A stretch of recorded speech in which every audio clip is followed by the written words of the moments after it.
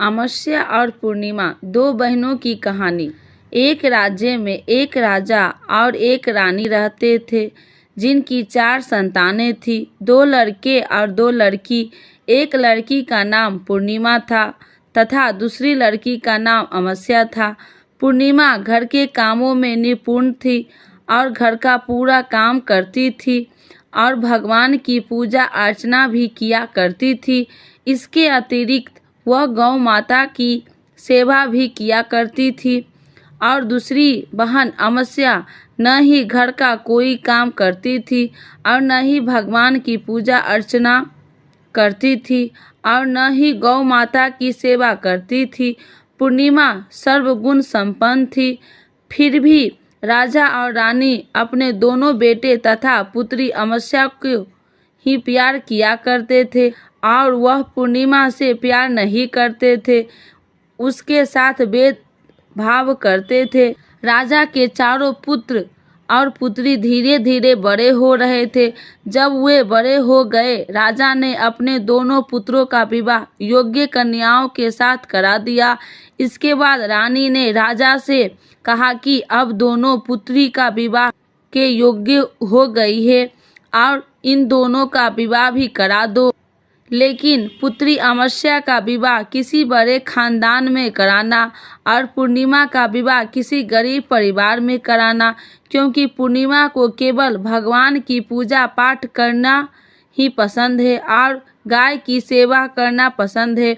अब रानी ने राजा को दोनों पुत्रियों का रिश्ता तय करने के लिए भेज दिया। राजा ने अपने पड़ोसी राज्य में जाकर वहां के राजा के पुत्र से अमावस्या की रिश्ता तय कर दिया और वहीं पास के गांव में जाकर एक गरीब परिवार के लड़के से पुत्री पूर्णिमा का रिश्ता भी तय कर दिया। यह सारी बात जानकर राजा ने अपनी रानी से बताया तो रानी यह सोचने लगे कि अब देखते हैं कि भगवान किसकी मदद कैसे करते हैं।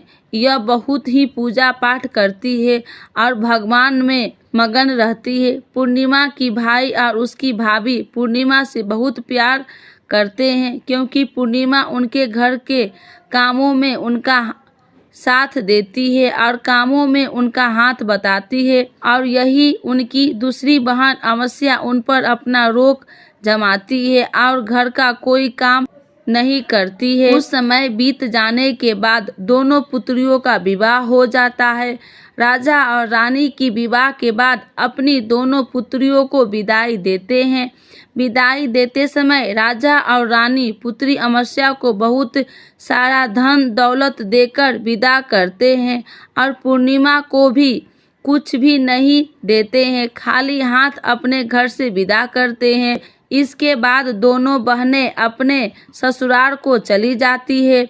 कुछ दिन बीत जाते हैं और एक दिन अमावस्या अपने घर पर शिव जी की कथा रखती है, जिसमें वह सभी गांव वाले को निमंत्रण देती है और अपनी बहन पूर्णिमा को नहीं बुलाती। जब गांव की सभी औरतें अमावस्या के यहाँ जाती तो यहाँ सब दृश्य पूर्णिमा अपने घर के दरवाजे पर बाहर बैठकर देख रही होती है। तब वहां से गुजर रही औरतें पूर्णिमा से कहते हैं कि तुम्हारी बहन ने यहाँ शिव जी की कथा रखी है, क्या तुम नहीं चलोगी? पूर्णिमा ने कहा, मुझे निमंत्रण नहीं आया है, मैं नहीं जा सकती। सभी गांव की औरतें ने पूर्णिमा से कहा कि बुलाया नहीं तो क्या हुआ, भगवान शिव की कथा है, हमारे साथ चलो। गांव की सभी औरतें की बात मानकर पूर्णिमा भी उनके साथ भगवान शिव की कथा में अमावस्या के घर चली जाती है। जब अमावस्या की नज़र पूर्णिमा पर पड़ती है तो वहाँ कहती है कि तुम यहाँ कैसे चली आई, मैंने तो तुम्हें बुलाया नहीं था। खैर कोई बात नहीं, अब तुम आ गई हो तो चुपचाप बैठी रहना। और यह कहते हुए अमावस्या में पूर्णिमा की गरीबी का मजाक उड़ाया। पूर्णिमा की आंखों में आंसू आ गई और रोते रोते मन ही मन में पूर्णिमा भगवान शिव से विनती करती है, हे भगवान, क्या पूजा पाठ करना गलत है? गौ माता की सेवा करना गलत है? आखिर मेरी गलती क्या है? आप मुझ पर अपनी कृपा दृष्टि कब बनाएंगे? पूर्णिमा बार बार भगवान शिव से यही कहती रहती है। इतने में शिव कथा पूरी हो जाती है और अमावस्या भगवान का प्रसाद बांटने लगती है। वह सभी लोगों को प्रसाद देती है, लेकिन पूर्णिमा को वहाँ प्रसाद नहीं देती। पूर्णिमा बिना प्रसाद के ही अपने घर लौट जाती है। रास्ते में वह यहाँ सोचते हुए चलती है कि यदि बच्चे उससे कथा और प्रसाद मांगेंगे तो उन्हें क्या जवाब देंगे। उसने सोचा कि वह अपने मायके अपने भाई और भौजाई के यहाँ जाएगी और वहाँ जाते हुए वहाँ बच्चे के लिए कुछ लेकर जाएगी। ऐसा सोचते हुए वहाँ अपने घर वापस लौट आई। घर वापस लौटकर आने के बाद वह अपने पति और बच्चे से कहती है कि वह अपने मायके जा रही है। पति ने कहा ठीक है, और कुछ समय के बाद पूर्णिमा अपने मायके के लिए रवाना हो गई। चलते चलते रास्ते में एक चबूतरा आया जिस पर तुलसी का पौधा लगा था। उस चौधरी पर एक बूढ़ी अम्मा बैठी हुई थी। वह कोई और नहीं, साक्षात तुलसी माँ थी। उस बूढ़ी माता ने पूर्णिमा से कहा, बेटिया तुम कौन हो और कहाँ जा रही हो। पूर्णिमा अपना परिचय देती है।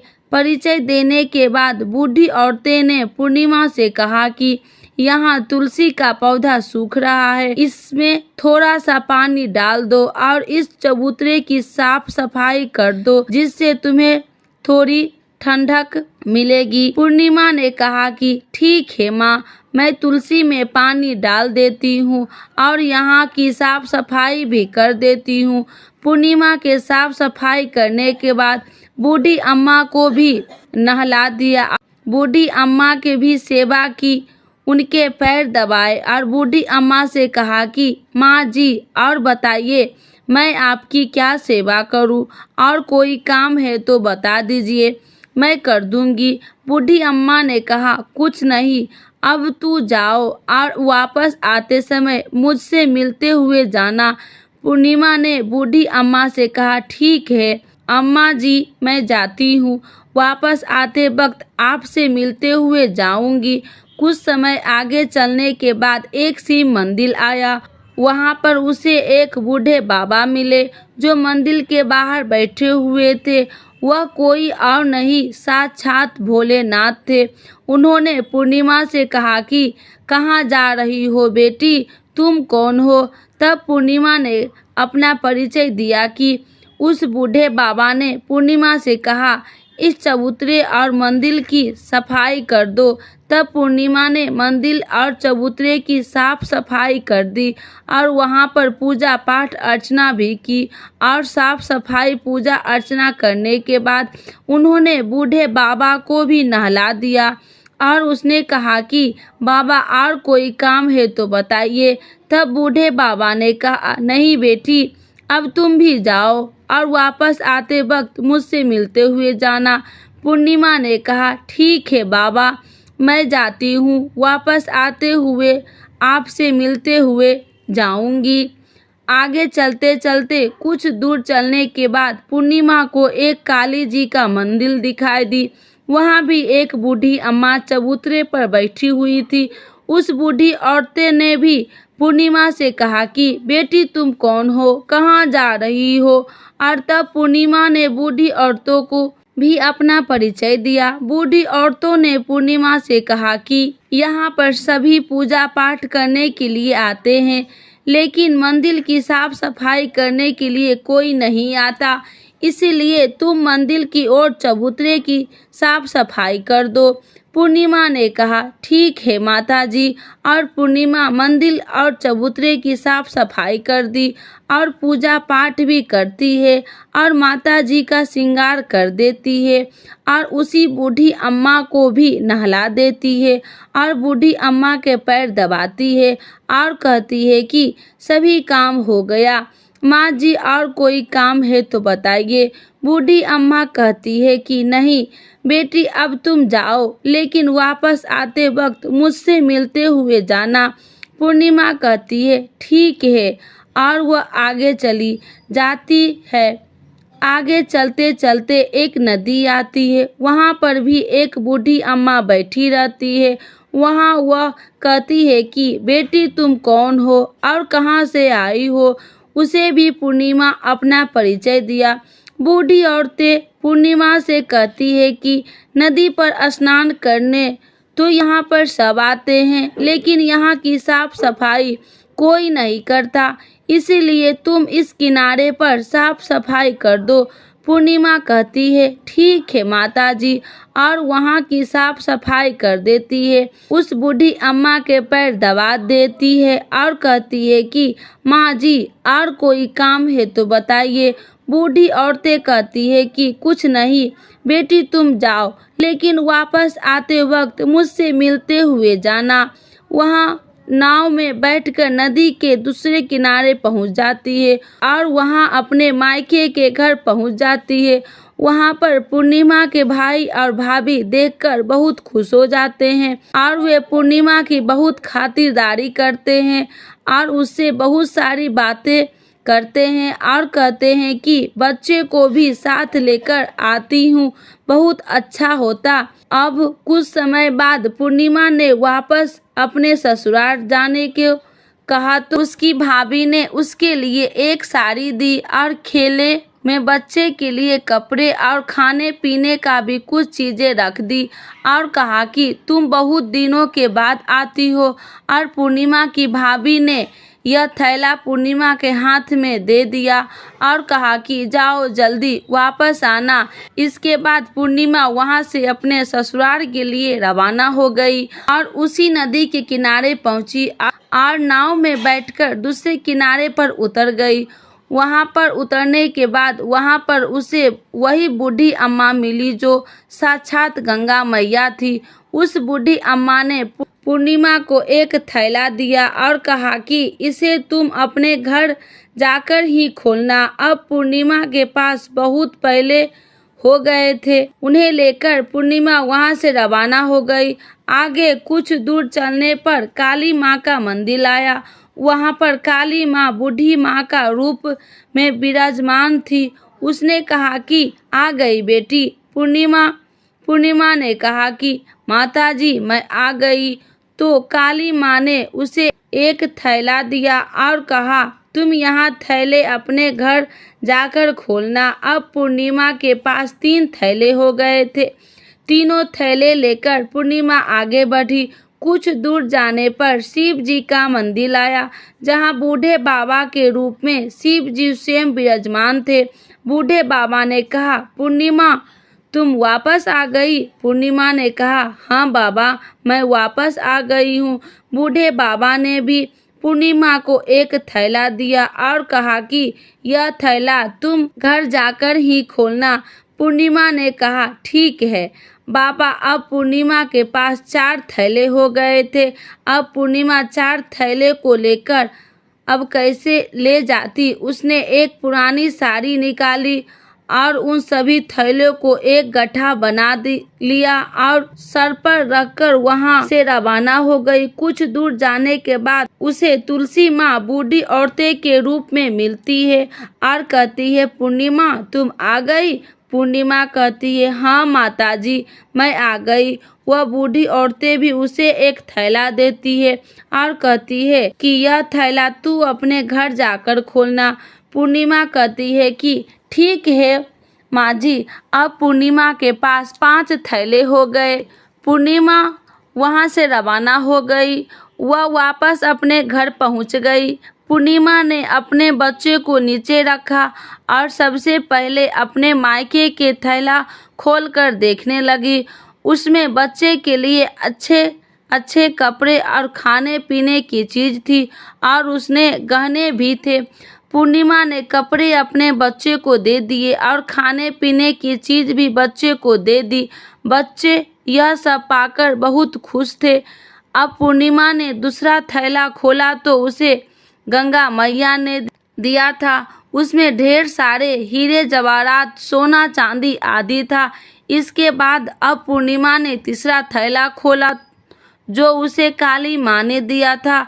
उसमें बहुत सारा सोना श्रृंगार का सामान भरा हुआ था। इसके बाद पूर्णिमा ने चौथे थैला खोला जो उसे भगवान शिव ने दिया था। उसमें बहुत सारा धन संपत्ति भरा हुआ था और बहुत सारी खुशियाँ भरी हुई थी। इसके बाद वह पूर्णिमा ने पांचवा थैला खोला जो उसे तुलसी माँ ने दिया था। उसमें चावल, दाल और 7 प्रकार के खाने की चीज़ से भरा हुआ था। अब पूर्णिमा के घर में किसी चीज़ की कमी नहीं थी। उसका घर धन धान्य से भरा हुआ था और परिपूर्ण था। अब पूर्णिमा और उसका परिवार सुख में जीवन व्यतीत करने लगे। अब पूर्णिमा के मन में विचार आया कि क्यों न शिव जी की कथा कराई जाए और शिव जी की कथा में एक कार्यक्रम रखा। पूर्णिमा ने गांव के सभी लोगों को निमंत्रण दिया और घर घर जाकर सभी लोगों को बुलाया। पूर्णिमा अपनी बहन अमावस्या के घर भी गई और अमावस्या को शिव जी की कथा के उसने अपने घर पर बुलाया। जब अमावस्या पूर्णिमा के घर शिव जी की कथा में आई तो उसने देखा कि पूर्णिमा के घर में किसी भी चीज़ की कोई कमी नहीं है। इतना सारा धन दौलत देखकर अमावस्या आश्चर्यचकित हो गई। उसने पूर्णिमा से कहा कि तुम्हारे घर में इतना धन और दौलत कहाँ से आई? पूर्णिमा ने कहा, देखो बहन, तुमने शिव जी की कथा में मुझे नहीं बुलाया था, फिर भी मैं चली आई। तुमने मुझे प्रसाद तक नहीं दिया और मेरी गरीबी का मजाक भी उड़ाया। इसके बाद मैं अपने घर आ गई। घर आते हुए मन की मन सोच रही थी कि अपने मायके जाऊंगी और मैं अपने मायके चली गई। जो कुछ घटना उसके बीच हुई वह सभी घटना अपनी बहन अमावस्या को बता देती है। तो अमावस्या कहती है कि तुम भी मुझे प्रसाद मत दो, मैं मुझे डांट लो। लेकिन पूर्णिमा ने कहा कि यह तो भगवान का प्रसाद है, मैं तो सबको दूंगी और तुम्हें भी दूंगी। फिर भी अमावस्या ने प्रसाद नहीं लिया और वह सीधे अपने घर चली गई। घर जाकर अपने बच्चे से कहकर वह अपने मायके जाने के लिए तैयार हो गई और मायके के लिए निकल गई। उसने भी रास्ते में चलते चलते तुलसी माँ मिली जो चबूतरे पर बूढ़ी माँ के रूप में बैठी हुई थी। बूढ़ी माँ ने अमावस्या से कहा कि बेटी तुम कौन हो और कहाँ जा रही हो? अमावस्या ने अपना परिचय दिया। बूढ़ी माँ ने कहा, बेटी यह तुलसी का पौधा है, सूख रहा है, इसमें थोड़ा सा पानी डाल दो और इस चबूतरे की साफ सफाई कर दो। इस पर अमावस्या ने कहा, बूढ़ी तुझे दिखाई नहीं दे रहा है कि मैं इतनी महंगी साड़ी पे। वहाँ से आगे चली गई। आगे जाने पर उसे भगवान शिव मिले जिसे भी उसने ऐसा ही कहा। जिसके बाद आगे जाने पर उसे काली माँ मिली, से भी उसने यही सारी बात कही। आगे जाने पर उसे गंगा माँ मिले जिसे भी उसने यही सब कहा और आगे चली गई। इसके बाद अमावस्या जब नाव में बैठने लगी तो उसे गांव में फूलों की जगह कांटे भर गए जो उसके पैर में चुभ रहे थे। किनार पर उतरकर वहां अपने मायके चली गई। वहां उसे कई भाभी ने तथा भाइयों ने देखा तो मन ही मन कहने लगे कि काम की न काज की, 2.5 मन अनाज की अब आ गई हो तो ठीक है। पूर्णिमा तो हमारे कामों में हाथ बटाती थी, यह कोई काम करेगी तो नहीं। अब उन्होंने खाना बनाया और खा पीकर सभी सो गए। अमावस्या जब सुबह उठी और अपनी भाभियों से कहा कि मैं अपने ससुराल जा रही हूँ। उन्होंने कहा कि ठीक है जाओ। अमावस्या बोली, पूर्णिमा को तो तुमने एक थैला दिया था और मुझे भी नहीं दोगी क्या? भाई और भाभी ने कहा कि तुम घर जाओ, थैले तुम्हारे घर पहुंच जाएंगे। फिर अमावस्या वहां से निकल गई और नदी के किनारे पर पहुंची। वहां गंगा मैया बूढ़ी औरत का रूप धारण करके बैठी हुई थी। बूढ़ी माँ ने कहा कि आ गई बेटी? तो उसने कहा कि मैं आ गई हूँ। अमावस्या ने कहा, तुमने पूर्णिमा को एक थैला दिया था और मुझे नहीं दोगी क्या बूढ़ी अम्मा ने, तुम घर जाओ, थैले तुम्हारे घर पहुंच जाएगा। इसके बाद आगे जाने पर उसे काली मैया मिली, जिसने भी अमावस्या से को यही कहा। इसके बाद आगे जाने पर उसे शिव भगवान मिले, जिन्होंने भी अमावस्या से यही कहा। इसके बाद आगे जाने पर उसे तुलसी माँ मिली और उसने अमावस्या से यही कहा, तुम घर जाओ, थैले तुम्हारे घर पहुंच जाएंगे। अमावस्या अपने घर पहुंच गई। आंगन ने देखा तो वहां 5 थैले पड़े हुए थे। अमावस्या ने मन ही मन सोचा कि अब तो मेरे पास बहुत सारी धन और दौलत आ जाएगी। जल्दी जल्दी उसने सभी थैले को खोला। किसी में मिट्टी थे, किसी में पत्थर, किसी में कंकड़ और किसी में कोयला। उसे मायके से भी कुछ नहीं मिला, न थैले में कुछ भी नहीं था। अमावस्या दौड़ती हुई पूर्णिमा के घर गई और कहती है कि तुम्हें तो इतना सब कुछ मिला, मुझे तो कुछ नहीं मिला, आखिर क्यों? पूर्णिमा कहती है, जब मैं अपने मायके जाती हूँ तो अपनी भाभीियों के साथ उनके काम काज में हाथ बटाती हूँ, उनके साथ मिलकर काम करती हूँ, लेकिन तुम ऐसा कुछ नहीं करती, उनकी इज्जत भी नहीं करती, इसीलिए तुम्हें भला क्यों देंगे। इसके बाद तुमने गंगा मैया को ठुकरा दिया और काली माँ को भी ठुकरा दिया और भगवान शिव को भी तुमने ठुकरा दिया, इसीलिए उन्होंने तुम्हें भी कुछ नहीं दिया। अमावस्या कहती है कि बहन, तुम मुझे माफ कर दो, मैंने तुम पर हमेशा अत्याचार किया है, मुझे कुछ नहीं मिला तो कोई बात नहीं, मैं भी भगवान की भक्ति करूंगी और सब कुछ प्राप्त कर लूंगी, मुझे इन सब चीज़ों का रहस्य बताओ। तो पूर्णिमा ने कहा कि तुम 3 सूत्र का ज्ञान ले लो और उसकी कथा करना। पहले सूत्र में दया मांगना और दूसरे सूत्र में कथा मांगना और तीसरे सूत्र में 108 बार ओम नमः शिवाय का जाप करना। भगवान ने यह सूत्र दिए हैं, इनको अपने हृदय में बसा लेना। मैंने भी यह 3 सूत्र अपने जीवन में अपनाए थे और सच्चे मन से भगवान की भक्ति पूजा पाठ की थी। फिर भगवान ने मुझे यह सब कुछ दिया और तुम्हारे पास जो भी कुछ था वह सब खत्म हो गया। इसके बाद अमावस्या अपने घर गई और भगवान की पूजा पाठ करने लगी। भगवान शिव से उसने माफ़ी मांगी और गौ माता की सेवा भी की और दूसरे की मदद भी करने लगी।